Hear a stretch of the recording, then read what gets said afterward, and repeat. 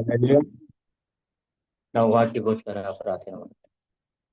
ನಮ್ಮನ್ನ ಬಹಳವಾಗಿ ಪ್ರೀತಿ ಮಾಡುವಂತ ಯೇಸಪ್ಪ, ನಿನಗೆ ಸ್ತೋತ್ರ ದೇವರೇ.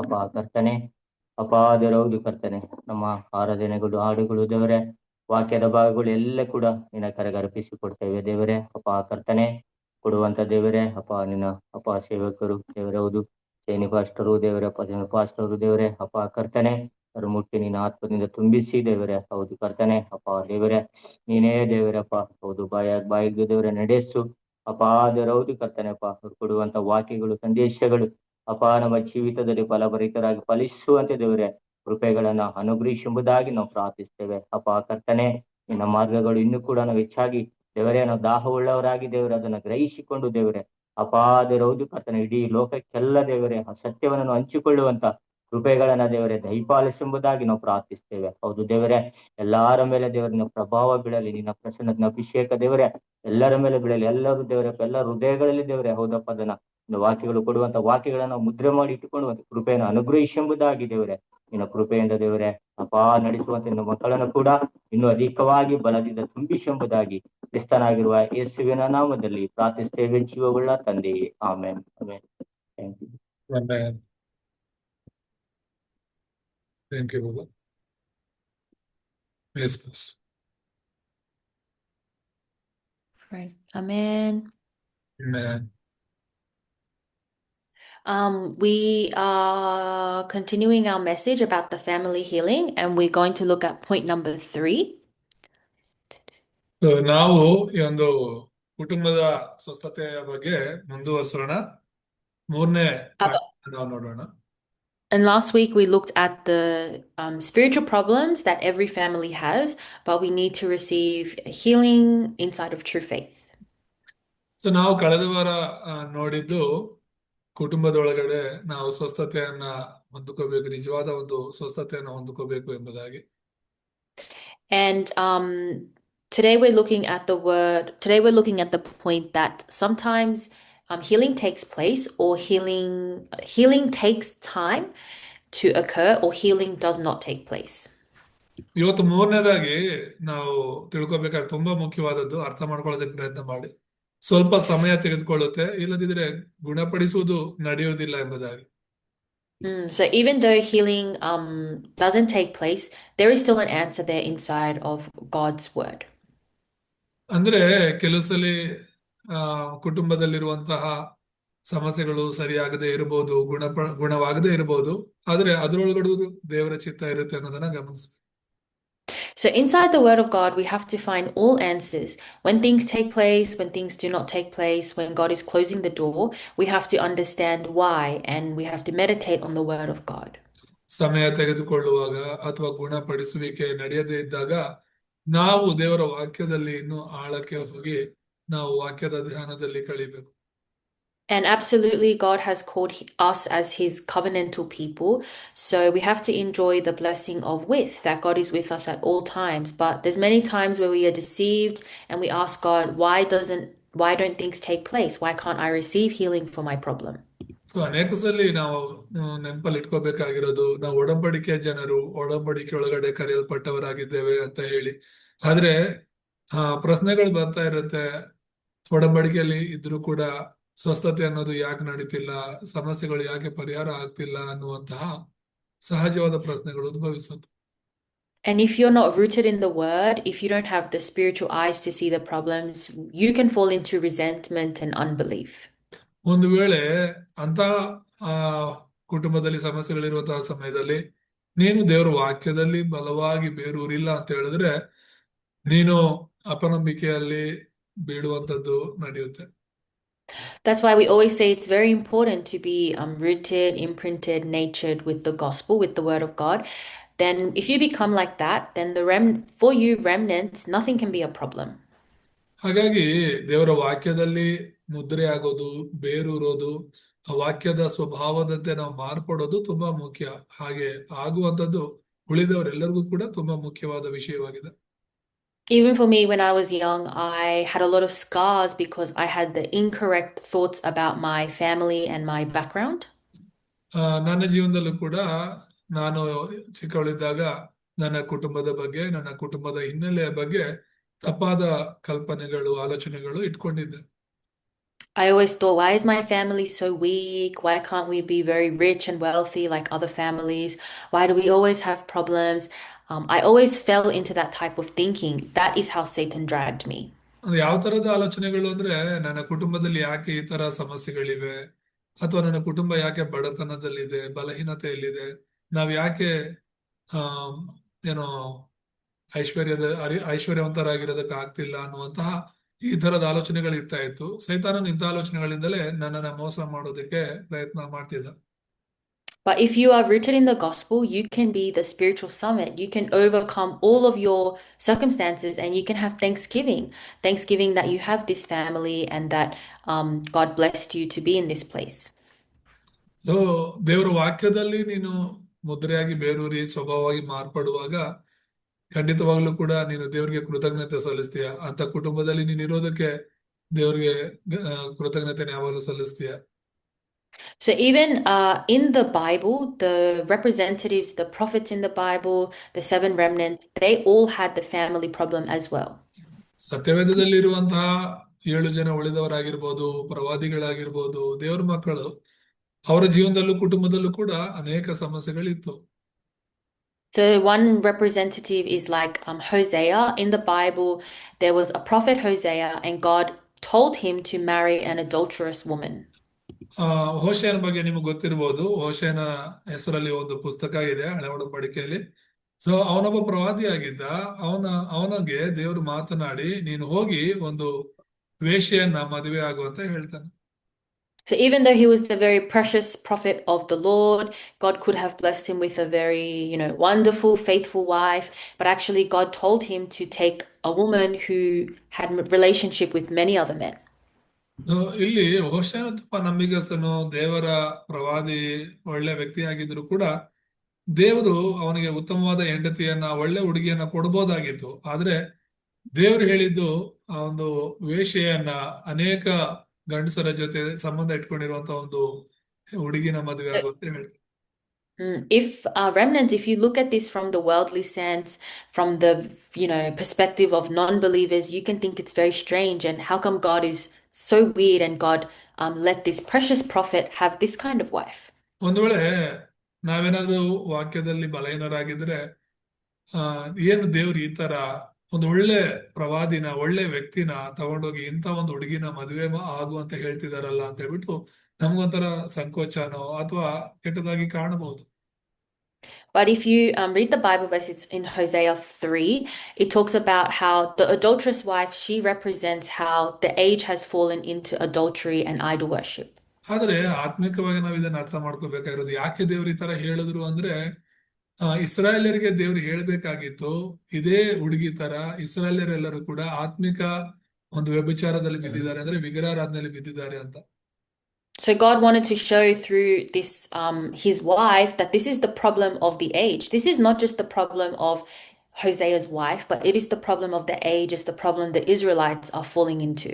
ಇದು ಕೇವಲ ಹೋಶೇಯನ ಕುಟುಂಬದ ಸಮಸ್ಯೆ ಅಲ್ಲ, ಇದು ಇಡೀ ಇಸ್ರಾಯೇಲ್ ದೇಶದ ಪರಿಸ್ಥಿತಿ, ಸಮಸ್ಯೆ ಈ ತರ ಇದೆ ಅಂತ ಹೇಳಿ ದೇವರು ಇಸ್ರಾಯೇಲರೆಲ್ಲರಿಗೂ ಕೂಡ ತಿಳಿಯಪಡಿಸ್ಬೇಕಾಗಿತ್ತು. ಅದಕ್ಕೋಸ್ಕರನೇ ಹೀಗೆ ಹೋಶೇಯನಿಗೆ ಆಜ್ಞಾಪಿಸಿದ. So truly, it's to open the eyes of the prophet to realize this is the age of curses, disasters, idolatry, adultery. How can I, as the prophet of the Lord, save this age? ಹೋಶೇಯನಿಗೆ ದೇವರು ತಿಳಿಯಪಡಿಸ್ಬೇಕಾಗಿತ್ತು, ಈ ತರ ಇಸ್ರಾಯೇಲರೆಲ್ಲರೂ ಕೂಡ ಆತ್ಮಿಕವಾಗಿ ವಿಗ್ರಹಾರಾಧನೆ ಮಾಡ್ಕೊಂಡು ದೇವರಿಂದ ದೂರವಾಗಿ ಆತ್ಮಿಕ ವ್ಯಭಿಚಾರದಲ್ಲಿ ಬಿದ್ದಿರ್ಬೇಕಾದ್ರೆ ನಾನು ಹೇಗೆ ಇವರನ್ನ ದೇವ್ರ ಕಡೆಗೆ ನಡೆಸಬಹುದು ಅಂತ ಹೇಳಿ ಅವನು ತನ್ನ ಕುಟುಂಬದ ಮೂಲಕನೇ ತಿಳ್ಕೊಬೇಕಾಗಿತ್ತು. So through the many problems we face in our family's spiritual problems, God is showing us this is not just the spiritual problem of your family, it's the spiritual problem of the age. So ನಿನ್ನ ಕುಟುಂಬದಲ್ಲೂ ಕೂಡ ಒಂದು ವೇಳೆ ಇದೇ ರೀತಿ ನಡೀತಾ ಇರ್ಬೋದು. So ಇದು ನಿನ್ನ ಕುಟುಂಬದ ಸಮಸ್ಯೆ ಮಾತ್ರ ಅಲ್ಲ, ದೇವ್ರು ಯಾಕೆ ಇದನ್ನ ನಿನ್ನ ಕುಟುಂಬದಲ್ಲಿ ನಿನಗೆ ತೋರಿಸ್ತಿದ್ದಾರೆ ಅಂತ ಹೇಳಿದ್ರೆ, ಹೊರಗಡೆ ಇರುವಂತ ಅನೇಕ ಜನರ ಕುಟುಂಬಗಳು, ಜೀವಿತಗಳು ಹೀಗೇನೆ ಇದೆ. ಅವ್ರನ್ನ ರಕ್ಷಿಸೋದಕ್ಕಾಗಿನೇ ದೇವ್ರು ನಿನಗೆ ನಿನ್ನ ಮನೆಯಿಂದಲೇ ಸಿದ್ಧಪಡಿಸ್ತಿದ್ದಾನೆ. For example, I have one cousin brother, and he is really always going to prison, always doing drugs, always making many problems in the world. ನನಗೊಬ್ಬ ಆ ಆ, ಸಹೋದರನಿದ್ದಾನೆ. ಅವನು ಯಾವಾಗಲೂ ಕೂಡ ಏನೋ ಒಂದು ತಪ್ಪು ಮಾಡ್ತಿರ್ತಾನೆ. ಪದೇ ಪದೇ ಅವನು ಸೆರೆಮನೆಗೆ ಹೋಗ್ತಿರ್ತಾನೆ. And when I was young, when I didn't have the gospel, I always thought, why is he like that? He's so strange. He has a good parents, but why does he always choose to do the wrong thing? ನಾನಿನ್ನೂ ಯೌವನಸ್ಥಳಾಗಿದ್ದಾಗ, ನಾನಿನ್ನೂ ಈ ಸತ್ಯ ಸುವಾರ್ತೆನ ಅರಿತುಕೊಳ್ಳದೇ ಇದ್ದಾಗ ಅವನ ಬಗ್ಗೆ ನನಗೆ ಅರ್ಥನೇ ಆಗ್ತಿರ್ಲಿಲ್ಲ, ಯಾಕೆ ಇವನು ಯಾವಾಗ್ಲೂ ಈ ತರ ಇರ್ತಾನೆ ಅಂತ. But as I got older and I realized the gospel, I realized he is bound by Satan. ಯಾವಾಗ ನನಗೆ ಸತ್ಯ ಸುವಾರ್ತೆ ಅನ್ನೋದು ಅರ್ಥ ಆಯ್ತೋ, ಆಗ ನನಗೆ ಅರ್ಥ ಆಯ್ತು, ಇವನು ಸೈತಾನನಿಂದ ಬಂಧಿಸಲ್ಪಟ್ಟಿದ್ದಾನೆ, ಅದಕ್ಕೆ ಹೀಗಿದ್ದಾನೆ ಎಂಬುದು. So from a young age, Satan continuously dragged him into drugs and problems and going into prison. So this is the problem of the age, actually. So ಆ ಒಂದು ನನ್ನ ಸಹೋದರ ಯಾವಾಗಲೂ ಕೂಡ ಒಂದು ತಪ್ಪನ್ನ ಮಾಡಿಕೊಂಡು ಅಥವಾ ಆ ಒಂದು ವ್ಯಸನದಲ್ಲಿ ಏನು ಡ್ರಗ್ಸ್ ವ್ಯಸನದಲ್ಲಿ ಬಿದ್ದಿದ್ದ.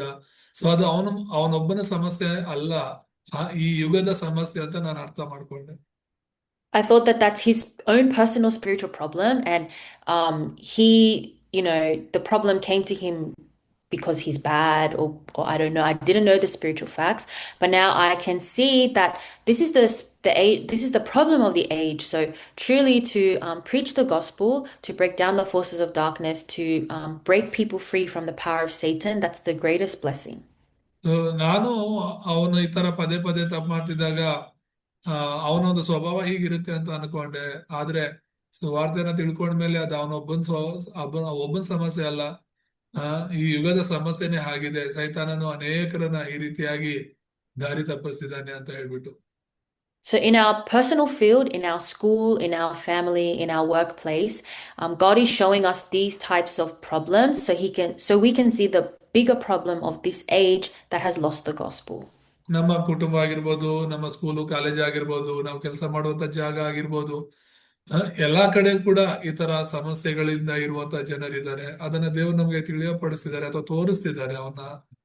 ಅವ್ರಿಗೆ ಸುವಾರ್ತೆ ಎಷ್ಟು ಅವಶ್ಯಕತೆ, ರಕ್ಷಿಸೋದು ಎಷ್ಟು ಮುಖ್ಯ ಅಂತ. Even the very precious prophet in the Bible, like King David, he slept with his commanding officer's wife. So he took another man's wife. ಇಲ್ಲಿ ದಾವಿದನ ಬಗ್ಗೆ ಕೂಡ ನಾವು ನೋಡ್ತೇವೆ. ಆ ದಾವಿದನು ಉರಿಯನ ಹೆಂಡತಿಯ ಮದುವೆ ಆಗೋದನ್ನು ನೋಡ್ತೇವೆ. And King David, he committed adultery. And in the physical eyes, we can think, how can you be a prophet of the Lord? You're the king of the nation, but why are you doing this behavior? ನಮಗೊಂಥರ ಆಶ್ಚರ್ಯ ಅನ್ಸ್ಬೋದು. ಇಸ್ರಾಯೇಲ್ ದೇಶವನ್ನ, ದೇವ್ರ ಮಕ್ಕಳ ದೇಶವನ್ನ ನಡೆಸ್ತಿರುವಂತಹ ಒಬ್ಬ ಅರಸನಾಗಿ ನೀನು ಹೇಗೆ ಈ ತರ ತಪ್ಪನ್ನ ಮಾಡಬಹುದು ಅಂತ. But even the person inside of the gospel, they can make a mistake. We can commit many physical sins. So ದೇವರಲ್ಲಿ ಇರುವಂತವ್ರು, ದೇವರ ಒಡಂಬಡಿಕೆಯಲ್ಲಿ ಇರುವಂತವ್ರು ಕೂಡ ಶಾರೀರಿಕವಾಗಿ ಈ ತರ ಕೆಲವು ತಪ್ಪುಗಳನ್ನ ಮಾಡ್ತಾರೆ. But really, God always confessed that David is a person after my own heart. ದೇವರು ಯಾವಾಗ್ಲೂ ಹೇಳ್ತಾ ಇದ್ರು ದಾವಿದನ ಬಗ್ಗೆ, ದಾವಿದನು ನನ್ನ ಹೃದಯ ಪ್ರಿಯನೆಂಬುದಾಗಿ. What else was important is David had a covenant that I want to build the temple for the Lord. ದಾವಿದನಲ್ಲಿ ದೇವ್ರಿಗೆ ಇಷ್ಟ ಆಗಿದ್ದೇನಂದ್ರೆ ದೇವ್ರಲ್ಲಿ ನಂಬಿಕೆ ಇಟ್ಟಿದ್ದಾಗ್ಲಿ, ದೇವ್ರಿಗೋಸ್ಕರ ಆಲಯ ಕಟ್ಟಬೇಕು ಅನ್ನುವಂತ ಆಸೆ ಇದ್ದಿದ್ದಾಗ್ಲಿ, ಅದು ದೇವ್ರಿಗೆ ಇಷ್ಟ ಆಗ್ತದೆ. David said, why am I living in a beautiful palace, but the Ark of the Covenant is in the wind-blown tent? ಅವನಿಗೆ ಯಾವಾಗ್ಲೂ ಒಂದು ಪ್ರಶ್ನೆ, ಒಂದು ದುಃಖ ಏನಿತ್ತು ಅಂದ್ರೆ, ನಾನು ಮಾತ್ರ ಒಳ್ಳೆ ಅರಮನೆಯಲ್ಲಿದ್ದೀನಿ, ಆದ್ರೆ ದೇವರ ಒಂದು ಒಡಂಬಡಿಕೆ ಮಂಜೂಷ ಪೆಟ್ಟಿಗೆ ಒಂದು ಗುಡಿಸಲಲ್ಲಿದೆ ಅಂತ ಹೇಳಿ ದುಃಖ ಪಡ್ತಿದ್ದ. So God truly saw David's true heart. So even though David committed adultery, he made many mistakes, God still confessed, like, this is my person of the covenant.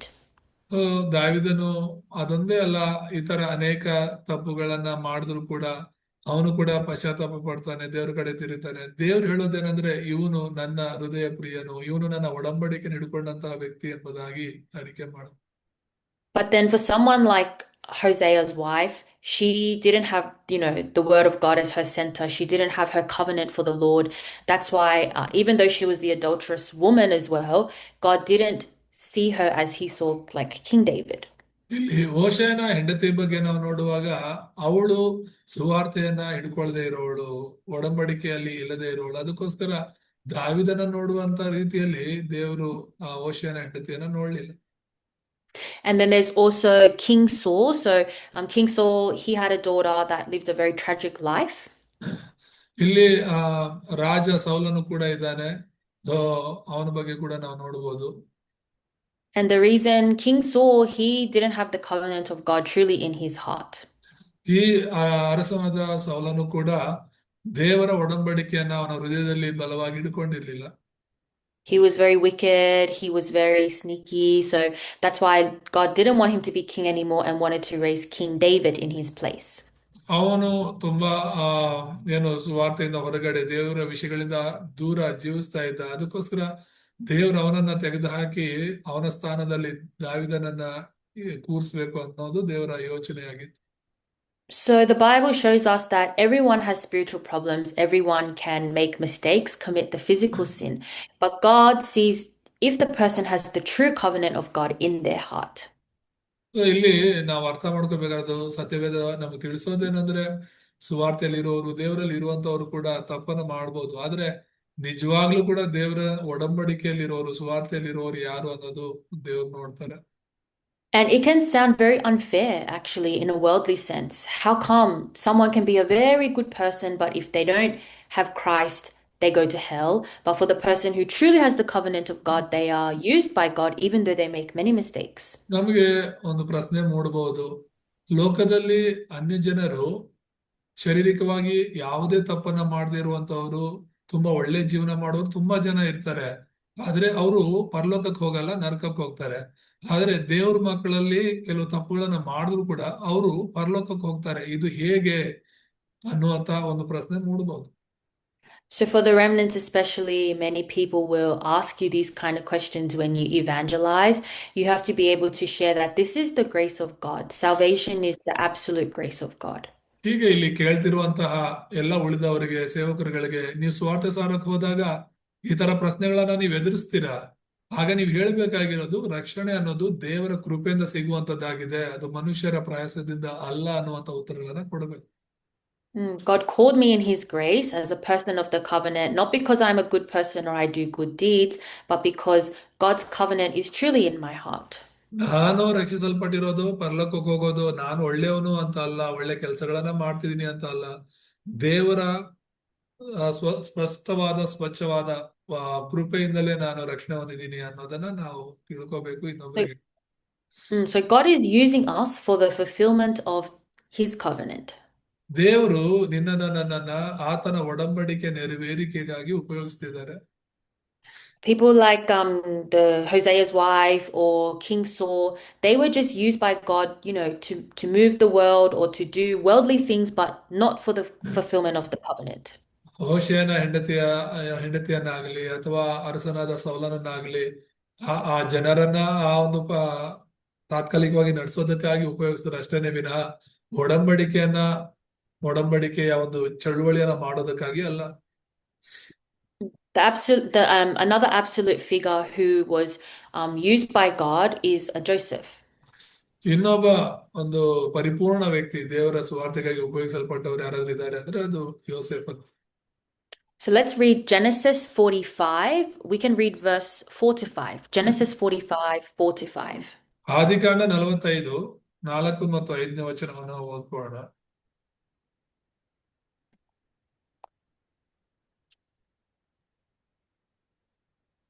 45, 4, 5.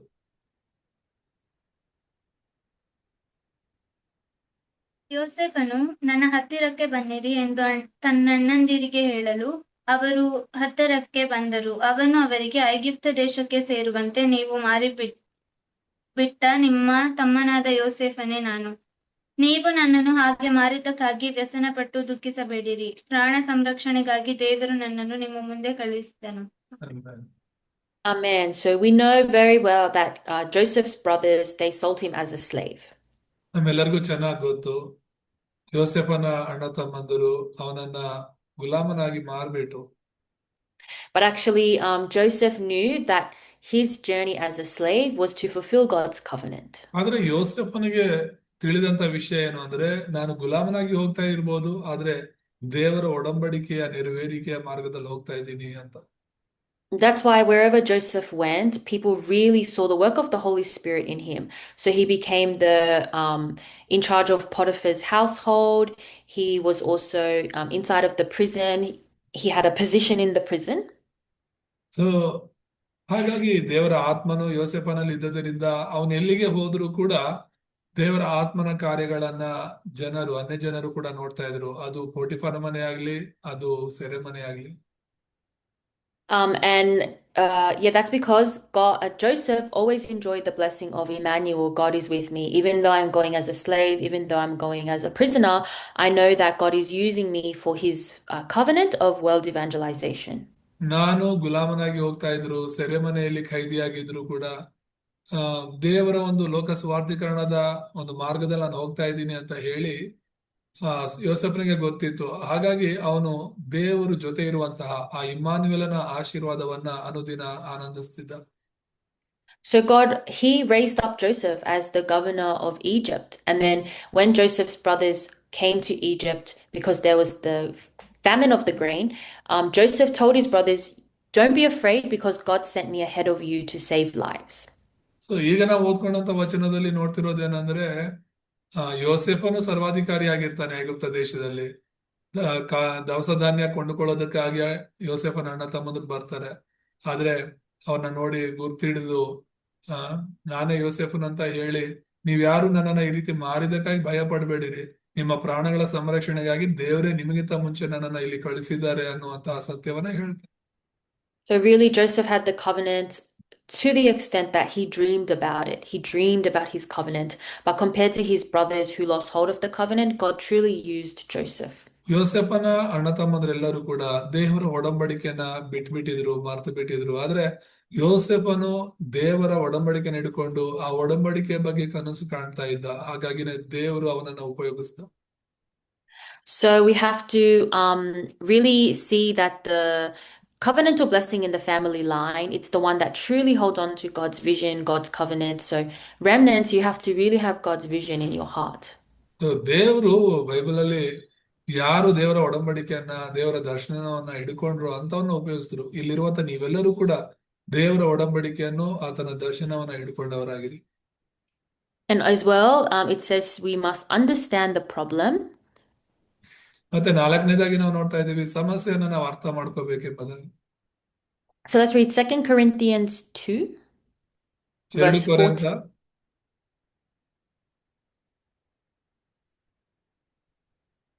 Hole scripture. We can read just 14. 2 ಕೊರಿಂಥ 2:14 ವಚನ ಮಾತ್ರ ಓದ್ಕೊಳ್ಳೋಣ. ಕ್ರಿಸ್ತನ ಅನ್ಯೋನ್ಯತೆಯಲ್ಲಿ ನಮ್ಮನ್ನು ಯಾವಾಗಲೂ ಜಯೋತ್ಸವದೊಡನೆ ಮೆರೆಸುತ್ತಾ ಆತನ ವಿಷಯವಾದ ಜ್ಞಾನವೆಂಬ ಸುವಾಸನೆಯನ್ನು ನಮ್ಮ ಮೂಲಕ ಎಲ್ಲಾ ಸ್ಥಳಗಳಲ್ಲಿ ವ್ಯಾಪನಗೊಳಿಸುತ್ತಾ ಬರುವ ದೇವರಿಗೆ ಸ್ತೋತ್ರವು. Amen. Amen. So this is the words of Apostle Paul, and he's saying words about how we have to forgive each other. ಇಲ್ಲಿ ಪೌಲನು ಬರೀತಿರುವಂತ ಮಾತಿದು, ಹೇಗೆ ನಾವು ಕ್ಷಮಿಸಬೇಕು ಅಂತ ಹೇಳಿ. He said, I suffered many grief, a lot of tears, but he had a true love to the people that he's writing to.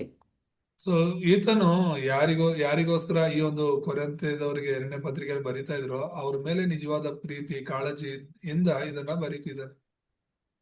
But he truly says that he gives thanks to God that even though we are the captives in Christ, we have true triumph over everything. So ಆತನ ಹೇಳ್ತಿರೋದೇನು ಅಂತ ಹೇಳಿದ್ರೆ, ನಾವು ಒಂದು ವೇಳೆ ಸೆರೆವಾಸದಲ್ಲಿದ್ರೂ ಕೂಡ, ಬಂಧನದಲ್ಲಿದ್ರೂ ಕೂಡ ಕ್ರಿಸ್ತನಲ್ಲಿ ನಾವು ಸಂತೋಷವುಳ್ಳವರಾಗಿದ್ದೇವೆ ಅಂತ ಹೇಳ್ತಿದ್ದಾರೆ. Because we are the ones to spread the knowledge of Christ. We are the evangelists to save this age. ಯಾಕಂದ್ರೆ ನಾವು ಕ್ರಿಸ್ತನ ಒಂದು ಸುವಾಸನೆಯನ್ನ, ಆತನ ಸುವಾರ್ತೆಯನ್ನ ಎಲ್ಲಾ ಕಡೆ ಹರಡುವಂತವರಾಗಿದ್ದಾರೆ. So even we go as a captive, we go as a slave, we look crazy, people might laugh at us for believing in Christ. This is all our spiritual victory.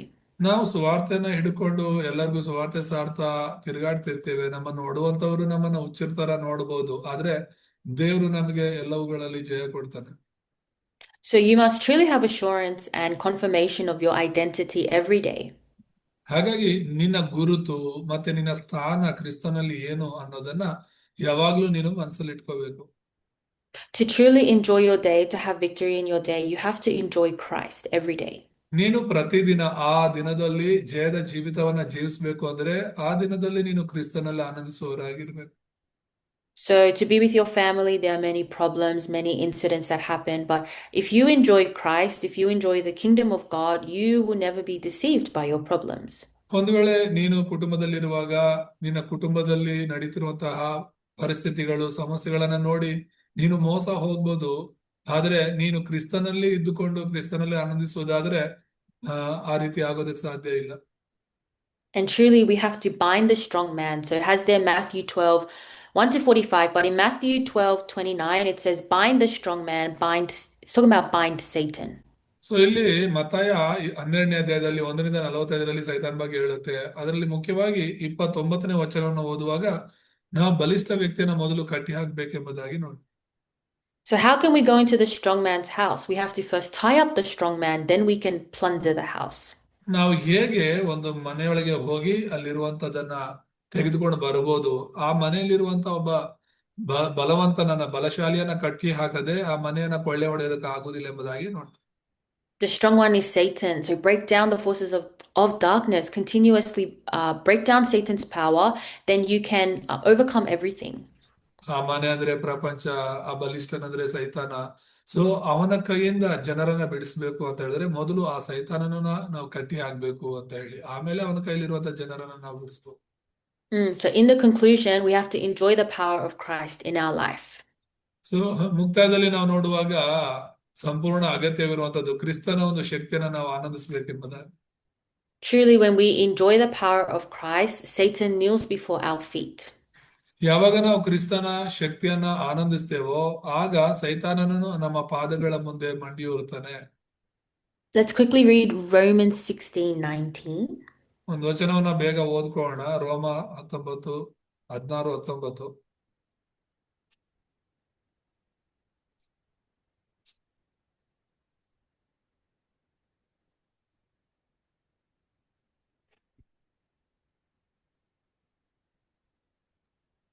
ನಿಮ್ಮ ವಿಧೇಯತ್ವವು ಎಲ್ಲರಿಗೂ ಪ್ರಸಿದ್ಧವಾದುದರಿಂದ ಇದನ್ನು ಬರೆದಿದ್ದೇನೆ. ನಿಮ್ಮ ವಿಷಯದಲ್ಲಿ ಆನಂದ ಪಡುತ್ತೇನೆ. ನೀವು ಒಳ್ಳೆತನದ ವಿಷಯದಲ್ಲಿ ಜಾಣರು, ಕೆಟ್ಟತನದ ವಿಷಯದಲ್ಲಿ ಕಳಂಕವಿಲ್ಲದವರಾಗಿರಬೇಕೆಂದು ಅಪೇಕ್ಷಿಸುತ್ತೇನೆ. ಶಾಂತಿದಾಯಕನಾದ ದೇವರು ಶೀಘ್ರವಾಗಿ ಸೈತಾನ್ ನಿಮ್ಮ ಕಾಲುಗಳ ಕೆಳಗೆ ಹಾಕಿ ತುಳಿಸಿ ಬಿಡುವನು. Amen. Amen. Sorry, it was verse 20, but it says that God will soon crush Satan under your feet. 20ನೇ ವಚನದಲ್ಲಿ ಹೇಳುವಂತದ್ದು ಸೈತಾನನನ್ನು ನಿಮ್ಮ ಕಾಲು ಕೆಳಗೆ ಹಾಕಿ ತುಳಿಸಿ ಬಿಡುವನೆಂಬುದಾಗಿ. But it shouldn't say soon, because Satan is already crushed. The moment we enjoy Christ, Satan is already crushed before our feet. ಯೇಸು ಕ್ರಿಸ್ತನನ್ನು ನಾವು ಅಂಗೀಕರಿಸಿಕೊಂಡು ಅದೇ ಕ್ಷಣದಲ್ಲಿ ನಮ್ಮ ಜೀವನದಲ್ಲಿ ಅವನ ಕೆಲಸಗಳು, ಅವನು ನಮ್ಮ ಕಾಲ ಕೆಳಗಾಗಿ ತುಳಿಸಲ್ಪಟ್ಟಿದ್ದಾನೆ ಅನ್ನೋದನ್ನ ಅರ್ಥ ಮಾಡ್ಕೋಬೇಕು. So we are truly the ones who are used for the fulfillment of God's covenant. ಹಾಗಾಗಿ ನಾನು ನೀನು ದೇವರ ಮೂರನೇದಾಗಿ ದೇವರ ಒಡಂಬಡಿಕೆ ನೆರವೇರಿಕೆಗಾಗಿ ನಾವು ಜೀವಿಸಬೇಕು. When we enjoy the kingdom of God, the kingdom of Satan is broken down. ಯಾವಾಗ ನಾವು ದೇವರ ರಾಜ್ಯದಲ್ಲಿ ಆನಂದಿಸ್ತೇವೋ ಸೈತಾನನ ರಾಜ್ಯವು ನಾಶವಾಗುತ್ತೆ. So what Satan is most afraid of is the person with the covenant and assurance. So ಸೈತಾನನು ಭಯ ಪಡೋದು ಯಾವ್ದ್ರಿಂದ ಗೊತ್ತಾ? ನಾವು ಕ್ರಿಸ್ತನಲ್ಲಿ ನಂಬಿಕೆ ಇಟ್ಟು ಭರವಸದಿಂದ ಇರೋದ್ರಿಂದಲೇ ಅವರು ಭಯ ಪಡ್ತಾನೆ. So if you don't have assurance of your identity, if you don't have assurance of your commission as an evangelist, you have to enter into the word of God again. ಒಂದು ವೇಳೆ ನಿನಗೆ ಕ್ರಿಸ್ತನಲ್ಲಿ ಆ ನಂಬಿಕೆ ಇಲ್ಲ, ಭರವಸೆ ಇಲ್ಲ ಅಂತ ಹೇಳಿದ್ರೆ ಮತ್ತೆ ನೀನು ಸುವಾರ್ತೆ ಒಳಗಡೆ ಹೋಗ್ಬೇಕಾಗಿದೆ. So listening to the message or reading the Bible verses, that's very important. ನೀನು ವಾಕ್ಯವನ್ನ ಅಂದ್ರೆ ಮೆಸೇಜ್ ಅನ್ನ ಕೇಳಿಸ್ಕೊಳ್ಳೋದು, ಬೈಬಲ್ ಓದೋದು ತುಂಬಾ ಮುಖ್ಯ. But most important, you have to pray about, Lord, why do I have unbelief? Continuously pray to the Lord. ಅದರ ಜೊತೆಗೆ ಪ್ರಾರ್ಥಿಸುವಂತದ್ದು, ಅಪನಂಬಿಕೆಯನ್ನು ಹೋಗಲಾಡಿಸ್ಲಿಕ್ಕೆ ಪ್ರಾರ್ಥನೆ ಮಾಡುವಂತದ್ದು ತುಂಬಾ ಮುಖ್ಯ. So we'll finish the message with the pastor's prayer. ಇಲ್ಲಿಗೆ ಈ ಒಂದು ಹೊಸ ಜೀವನದ 20 ಪಾಠಗಳು ಮುಗಿಯುತ್ತೆ. ಮುಂದಿನ ಸಲದಿಂದ ಹೊಸ ಮೆಸೇಜ್ಗಳನ್ನ ನೋಡೋಣ. ಪ್ರಾರ್ಥನೆ ಮಾಡ್ಕೊಳ್ಳೋಣ. ನಮ್ಮನ್ನು ಬಹಳವಾಗಿ ಪ್ರೀತಿಸುವಂತ ನಮ್ಮ ತಂದೆಯಾದ ದೇವರೇ, ಈ ವಾಕ್ಯಕ್ಕಾಗಿ ಸ್ತೋತ್ರ. ವಾಕ್ಯ ಕೊಟ್ಟ ನಿನ್ನ ಮಗಳಿಗಾಗಿ ಸ್ತೋತ್ರ. ಕೇಳಿದಂತ ನಾವೆಲ್ಲರೂ ಕೂಡ ನಮ್ಮ ಕುಟುಂಬಗಳನ್ನ ಸ್ವಸ್ಥತೆ ಮಾಡಿಕೊಳ್ಳುವಂತ ಕೃಪೆಯನ್ನು ಅನುಗ್ರಹಿಸಿರಿ ದೇವರೇ. ಅವುಗಳಿಂದ ನಾವು ಮೋಸ ಹೋಗದೆ, ವಂಚಿತರಾಗದೆ, ನಿಮ್ಮ ಅಪ್ಪ ಇಮ್ಮಾನುವೇಲನ ಆಶೀರ್ವಾದದಲ್ಲಿ ನಾವು ಇರುವಂತೆ, ನಿಮ್ಮ ರಾಜ್ಯ ನೀತಿಗಾಗಿ ತವಕ ಪಡುವಂತೆ, ಸೈತಾನನ ಕಾರ್ಯಗಳನ್ನು ನಾಶ ಮಾಡುವಂತೆ ಸಹಾಯ ಮಾಡಿ. ಕ್ರಿಸ್ತನ ಯೇಸುವಿನ ನಾಮದಲ್ಲಿ ತಂದೆ, ಆಮೆನ್.